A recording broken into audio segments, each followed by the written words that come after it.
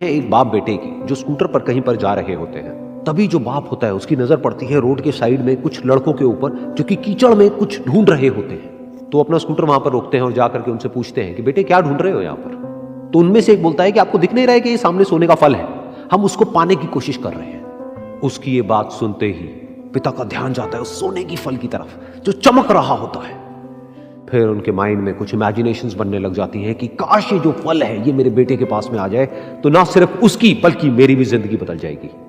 तो बिना सोचे समझे अपने बेटे को धक्का मार देते हैं उस कीचड़ में और बोलते हैं कि तुझे किसी भी कीमत पर वो फल लेकर के आना है। लेकिन बेटे को वो फल नहीं चाहिए होता है, उसके अपने कुछ और ही सपने होते हैं। वो बहुत कोशिश करता है अपने पिता को ये समझाने की कि मेरी खुशी इस फल में नहीं है, मेरी खुशी कहीं और है, मेरे सपने कुछ और है। लेकिन उसके पिता उसकी एक नहीं सुनते हैं। वो उसको धक्का मारते हैं उस कीचड़ में और बोलते हैं कि मैं तुझसे पूछ नहीं रहा हूं, तुझे बता रहा हूं कि तुझे वो लेकर के आना है। तो वो बेटा भी अपने बाप के सपने को सच करने के लिए अपनी पूरी जान लगा देता है और पूरी कोशिश करता है कि किसी तरीके से उस सोने का फल उसके हाथ में आ जाए। लेकिन जैसे जैसे वो हाथ पैर मारता है उस फल को पकड़ने के लिए वो और नीचे धंसने लग जाता है और फिर जाकर के उसको समझ आता है कि ये कीचड़ नहीं है, ये दलदल है। वो चीखता है, चिल्लाता है, अपने पिता को आवाज लगाता है, लेकिन उसके पिता उसकी एक नहीं सुनते। बोलते हैं कि बहाने मत बना, और भी लोग हैं वहां पर जो कर रहे हैं, तो जब वो कर सकते हैं तो तू क्यों नहीं कर सकता। तो एक बार वो फिर से कोशिश करता है और अपनी पूरी जान लगा देता है, लेकिन उसके बाद भी उसके हाथ में कुछ नहीं आता है और वो धीरे धीरे नीचे धंसता चला जाता है और मर जाता है। तब जाकर के उसके पिता को एहसास होता है कि उससे कितनी बड़ी गलती हो गई।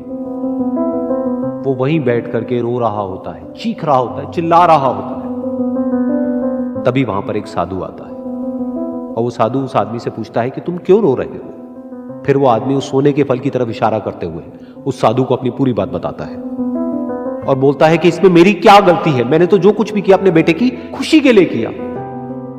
तो वो साधु उस फल को ध्यान से देखता है और उस आदमी को कहता है जिस सोने के फल की वजह से तुमने अपने बेटे को गवा दिया, कम से कम एक बार ध्यान से उसकी तरफ देखा तो होता कि वहां पर कोई फल है भी या नहीं। ये सुन करके उस आदमी को गुस्सा आया और उसने कहा कि सामने तो दिख रहा है फल, आपको नहीं दिख रहा क्या। तब वो साधु उस कीचड़ के ऊपर एक पेड़ होता है जिसकी तरफ इशारा करते हैं और बोलते हैं कि वो जिसे तुम देख रहे हो वो उस फल की परछाई है, असली फल वहां पर उस पेड़ के ऊपर है।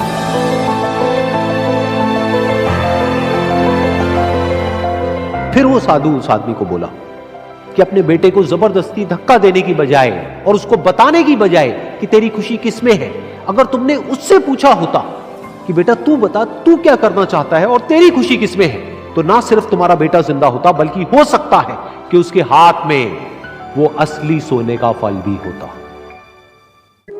लेकिन हर बापू को कीमत चुकानी पड़ती है कि नहीं चुकानी पड़ती है। इस बाज को भी परिवर्तन की आंधी से गुजरना पड़ता है। जब इसकी उम्र 40 साल होती है, जिंदगी के बुरे दौर से गुजरता है ये। नाखून मुड़ जाते हैं, शिकार की संभावनाएं खत्म, पंख भारी हो जाते हैं उसकी जिंदगी में और वो पंखों से उड़ना खत्म, चोंच मुड़ जाती है, शिकार करने की सारी कैपेसिटी खत्म। 40 साल की उम्र और जिंदगी का सबसे बुरा दौर हर बापू ने देखा होता है। ये बुरा दौर आपको भी देखना होगा। इसमें जो डर गया वो मर गया। ये बापू, ये जबरदस्त प्राणी, इसको पता है जिंदगी मेरी 70 साल की है और ये 3 बड़े लॉस लाइफ में हैं। अब देखो इसको डिसाइड करने में कुछ टाइम लगता है और एक जबरदस्त प्रोसेस से गुजरता है। 150 दिन चला जाता है चट्टानों के ऊपर, पहाड़ों पे, चट्टानों पे।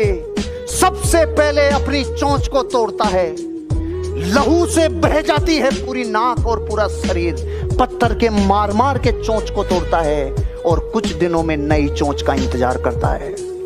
उस नई चोंच से अपने नाखूनों को लहूलुहान करके तोड़ता है, अपने पंखों को तोड़ता है। नए नाखून, नए पंख, नई चोंच, 150 दिन का दर्द भरा प्रोसेस गुजरना पड़ता है हर बापू को। बनना चाहते हो बापू? जिंदगी की कामयाबी को चखना चाहते हो? इसकी तरह दौर आएगा जिंदगी में कामयाबी के बाद और ये बापू बनता है उस 150 दिन के बाद और दुनिया में इस हाइट पे ऐसा बापू बन के उठता है और जिंदगी के 30 साल और दुनिया पे राज करता है। ईगल है इसका नाम।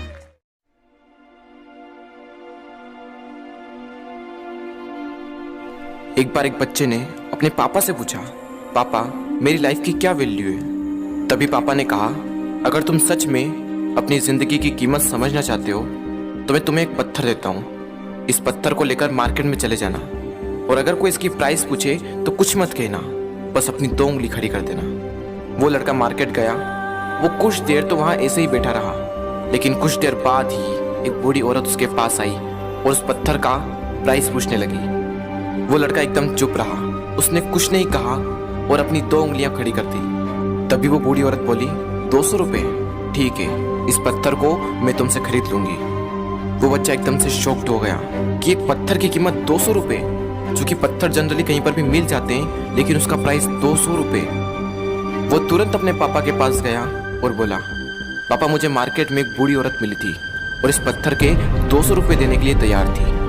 पापा ने कहा, इस बार तुम इस पत्थर को म्यूजियम में लेकर जाना और अगर कोई इसका प्राइस पूछे तो कुछ मत कहना, बस अपनी 2 उंगली खड़ी कर देना। वो लड़का म्यूजियम में गया और वहाँ पर एक आदमी की नज़र उसके हाथ में रखे पत्थर पर पड़ी और तभी उसने उस पत्थर का प्राइस पूछा। वो बच्चा एकदम चुप रहा और उसने अपनी 2 उंगलियां खड़ी कर दी। तभी वो आदमी बोला, 20,000 रुपये? ठीक है, मैं तुम्हें इस पत्थर के 20,000 रुपये देने को तैयार हूँ, ये पत्थर तुम मुझे दे दो। वो लड़का फिर से चौंक गया और जाकर अपने पापा से कहा, पापा म्यूजियम में मुझे एक आदमी मिला था और इस पत्थर के 20,000 रुपये देने को तैयार था। तभी उसके पापा ने कहा, अब मैं तुम्हें आखिरी जगह भेजने जा रहा हूँ और अब तुम्हें जाना है कीमती पत्थरों की दुकान पर और अगर वहाँ पर भी कोई प्राइस पूछे तो कुछ मत कहना, बस अपनी 2 उंगलियां खड़ी कर देना। वो लड़का जल्दी से कीमती पत्थरों की दुकान पर गया और उसने देखा कि एक बूढ़ा आदमी था जो काउंटर के पीछे खड़ा था। जैसे ही उस बूढ़े इंसान की नज़र उस पत्थर पर पड़ी, वो एकदम शॉक्ड हो गया। वो काउंटर से बाहर निकला और तुरंत उस बच्चे के हाथ से वो पत्थर छुड़ा लिया और बोला, ओ माय गॉड, इस पत्थर की तलाश में मैंने अपनी पूरी जिंदगी गुजार दी। कहाँ से मिला है पत्थर और क्या प्राइस है इसका? कितना लोगे तुम इस पत्थर के लिए? वो बच्चा तब भी चुप रहा और अपनी 2 उंगलियां खड़ी कर दी। तभी वो बूढ़ा आदमी बोला, कितने? 2 लाख रुपए? ठीक है, मैं इसके लिए तुम्हें 2 लाख रुपए देने को तैयार हूँ, प्लीज़ तुम ये पत्थर मुझे दे दो। उस लड़के को अपनी आंखों पर विश्वास नहीं हो रहा था। वो जल्दी से अपने पापा के पास पहुंचा और बोला, पापा वो बूढ़ा आदमी इसके लिए 2 लाख रुपए देने को तैयार है। तभी उसके पापा ने कहा, क्या तुम अब समझे अपनी लाइफ की वैल्यू? आपकी लाइफ की वैल्यू इस बात पर डिपेंड करती है कि आप अपने आप को कहाँ रखते हैं। ये आपको डिसाइड करना है कि आपको 200 रुपये का पत्थर बनना है या फिर 2 लाख रुपए का। जिंदगी में कई सारे ऐसे लोग होते हैं जो आपसे बहुत प्यार करते हैं, उनके लिए आप सब कुछ हैं, और कुछ लोग ऐसे भी होते हैं जो आपको सिर्फ एक वस्तु के रूप में उपयोग करेंगे, उनके लिए आप कुछ भी नहीं हो। ये आपके ऊपर डिपेंड करता है कि आपकी लाइफ की वैल्यू क्या होगी। किसी ने बड़े कमाल की बात कही है कि एक बार सूर्यास्त के समय सूरज ने दुनिया से पूछा कि मेरी अनुपस्थिति में कौन काम करेगा। सब खामोश रहे। एक दिए ने धीरे से कहा, मैं कोशिश करूंगा। नमस्ते दोस्तों, मेरा नाम है आरजे कार्तिक। बहुत पुराने ज़माने की बात है। एक छोटी सी कहानी सुनाता हूँ एक लड़के की जिसके माता पिता इस दुनिया में नहीं थे। वो इंडिपेंडेंटली अपनी लाइफ चला रहा था, पढ़ाई भी करता था, सेठ के यहाँ नौकरी भी करता था, एक छोटे से गांव में कमरे में रहता था। ये उस ज़माने की बात है जब बिजली वगैरह नहीं थी। उस लड़के के पास में 4 मोमबत्तियाँ थी। उन्हें जला करके जितना उजाला होता, जितना प्रकाश होता, उसमें पढ़ाई करता था। एक शाम में वो मोमबत्तियाँ जला करके संध्या पूजन करके बाहर गया गाँव में सामान लेने के लिए। और इस बीच में इन 4 मोमबत्तियों ने आपस में बात की। जो पहली मोमबत्ती थी उसने कहा कि मैं विश्वास का प्रतीक हूं, लेकिन इस दुनिया में विश्वास बचा कहां है? लोग भरोसा ही नहीं करते और लोग जो है आजकल भरोसा करने लायक बचे ही नहीं है। वो लोगों की बुराई करती गई और उसके बाद उसने कहा कि मेरी इस दुनिया में जरूरत नहीं है, और ऐसा बोलकर के विश्वास वाली मोमबत्ती बुझ गई। जो दूसरी मोमबत्ती थी उसने कहा कि मैं शांति का प्रतीक हूं, लेकिन शांति कहां है? चोरी हो रही है, कहीं डकैती हो रही है, कहीं लूट हो रही है, कहीं आगजनी हो रही है, कुछ ना कुछ उल्टा सीधा चलता ही रहता है। इस दुनिया में शांति नहीं बची है। लगता है कि इस दुनिया को मेरी भी जरूरत नहीं है। ऐसा बोल करके जो शांति वाली मोमबत्ती थी वो भी बुझ गई। जो तीसरी मोमबत्ती थी उसने कहा कि मैं प्रेम का प्रतीक हूं, प्यार का प्रतीक हूं, लेकिन दुनिया में आजकल नफरत बढ़ गई है। लोग एक दूसरे से नफरत करने लगे हैं। लोगों के मन में एक दूसरे के लिए प्यार खत्म हो गया है, प्यार की भावना नहीं बची है। स्वार्थी हो गए हैं, मतलबी हो गए हैं। 1-2 दिन का प्यार का दिखावा करते हैं बस।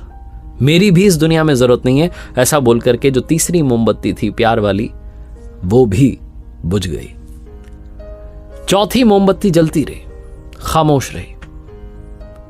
वो लड़का जब सामान लेकर के वापस अपने घर पर आया, कमरे में घुसा, तो उसने देखा कि 3 मोमबत्तियां बुझ चुकी हैं।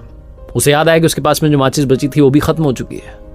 वो चिंता में पड़ गया, कहने लगा कि ये क्या कर दिया, मेरा साथ नहीं दिया, सब मुझे छोड़कर चले गए, मोमबत्तियां भी बुझ गई। उदास होने ही वाला था, रोने ही वाला था कि चौथी मोमबत्ती ने कहा, अरे रुको, मैं आशा का प्रतीक हूं, मैं आशा हूं, उम्मीद हूं। मैं जब तक हूं, शांति, विश्वास, प्रेम वापस लाया जा सकता है। तुम एक काम करो, मेरी मदद से बाकी तीनों मोमबत्तियां जला दो। लड़के ने वही किया, उसने उस उम्मीद की मोमबत्ती से बाकी तीनों मोमबत्तियां जला दी। कहानी छोटी सी है लेकिन सार बहुत बड़ा है। जीवन में जब आपको लगे कि सारी मोमबत्तियां बुझ गई हैं, उस आखिरी मोमबत्ती को बुझने मत देना जो उम्मीद की मोमबत्ती है, आशा की मोमबत्ती है। होप बनाए रखना, क्योंकि उम्मीद की मोमबत्ती जलती रहेगी तो दुनिया में आप चाहे जिस अंधकार में पड़ जाएं, आपको एक किरण दिखती रहेगी जो आपको वहां से बाहर निकाल करके लाएगी। उस उम्मीद की मोमबत्ती से आप अपनी लाइफ में खोया हुआ फेम वापस पा सकते हैं, खोया हुआ प्यार पा सकते हैं, खोया हुआ पैसा पा सकते हैं, खोई हुई ताकत पा सकते हैं। लेकिन शर्त यह है कि वो उम्मीद की मोमबत्ती जलती रहनी चाहिए। ये कहानी है 2 बच्चों की जो एक गांव में रहते थे। उनमें से एक 6 साल का था और एक 10 साल का। दोनों बहुत अच्छे दोस्त थे, बिल्कुल शोले के जय और वीरू जैसे। दोनों हमेशा साथ साथ रहते, साथ साथ खेलते, साथ साथ खाते पीते, साथ साथ नहाते धोते। नहीं, धोते नहीं, ये थोड़ा ज्यादा हो गया। तो एक दिन वो दोनों गांव से थोड़ा दूर निकल गए और खेलते खेलते उनमें से जो बड़ा बच्चा था 10 साल वाला, वो कुएं में गिर गया और जोर जोर से चीखने चिल्लाने लग गया क्योंकि उसको तैरना नहीं आता था। अब जो दूसरा बच्चा था, छोटा सा 6 साल का, उसने अपने आसपास में देखा और उसको कोई नजर नहीं आया, उसको कोई नहीं दिखा जिसको कि वो बुला सके हेल्प के लिए। और फिर उसकी नजर पड़ी एक बाल्टी पे जिसपे एक रस्सी बंधी हुई थी। उसने 1 सेकंड भी वेस्ट नहीं किया, उस बाल्टी को उठा करके कुएं में फेंक दिया और अपने दोस्त को बोला कि पकड़ ले इसको। उसके दोस्त ने पकड़ा और वो अपनी पूरी ताकत लगा करके पागलों की तरह उसको खींचने लगा। खींचता रहा, अपनी पूरी जान लगा दी उसने। छोटे से बच्चे ने, 6 साल के और 10 साल के बच्चे ने उस बाल्टी को पकड़ा हुआ था। खींचता रहा और तब तक नहीं रुका जब तक उसने अपने दोस्त को बचा नहीं लिया, जब तक वो बाहर नहीं आया। अब यहां तक तो ठीक था, यहां तक तो ये कहानी समझ आती है। लेकिन हुआ क्या कि जैसे ही ये 2 बच्चे जब दोनों एक हो गए, जब बाहर आए और आकर के गले मिल रहे, रो रहे और खुश हो रहे, एक तरफ से उनको डर भी लग रहा था। डर था कि अब गांव जाएंगे तो बहुत पिटाई होगी जब उनको बताएंगे कि ऐसे हम कुएं में गिर गए और ये सब चीजें हुई। लेकिन मजे की बात, ऐसा कुछ भी नहीं हुआ। वो जब गांव गए और जा करके उन्होंने अपने घर वालों को बताया, बाकी गांव वालों को बताया, तो किसी ने विश्वास नहीं किया, पूरे गांव वालों ने। और वो अपनी जगह बिल्कुल ठीक थे, क्योंकि उस बच्चे में इतनी ताकत भी नहीं थी कि वो एक बाल्टी पानी से भरी हुई वो उठा सके। तो इतने बड़े बच्चे को इतनी ऊपर खींचना तो बहुत दूर की बात है। लेकिन एक आदमी था उस गांव में, उसने विश्वास कर लिया। उनको सब रहीम चाचा कहते थे, उस गांव के सबसे समझदार बुजुर्गों में से एक। और सबको लगा कि यार ये कभी झूठ नहीं बोलते, अगर ये कह रहे हैं तो जरूर कोई ना कोई बात होगी, कोई ना कोई वजह होगी जिस वजह से ऐसा कह रहे हैं। और फिर सारे गांव वाले इकट्ठे होकर के उनके पास में गए और जाकर के बोले कि देखो जी, हमें तो कुछ समझ आ नहीं रहा, आप ही बता दो कि ऐसा कैसे हो सकता है। तो उनको हंसी आ गई। वो बोले कि यार इसमें मैं क्या बताऊं, वो बच्चा बता तो रहा है उसने कैसे किया। बाल्टी को उठा करके कुएं में फेंका, उसके दोस्त ने बाल्टी को पकड़ा, उसने रस्सी को खींचा और अपने दोस्त को बचा लिया। तो आपको पता तो है उसने कैसे किया, बच्चा बता तो रहा है, इसमें मैं क्या बताऊं। तो सारे गांव वाले उनकी शक्ल देख रहे। फिर कुछ देर बाद वो बोले कि सवाल ये नहीं है कि वो छोटा सा बच्चा ये कैसे कर पाया, सवाल ये है कि वो ये क्यों कर पाया, कि उसके अंदर इतनी ताकत कहां से आई। और बोले इसका सिर्फ एक जवाब है, सिर्फ एक, कि जिस वक्त उस बच्चे ने ये किया, उस टाइम पे उस जगह पर दूर दूर तक कोई नहीं था उस बच्चे को ये बताने वाला कि तू ये नहीं कर सकता।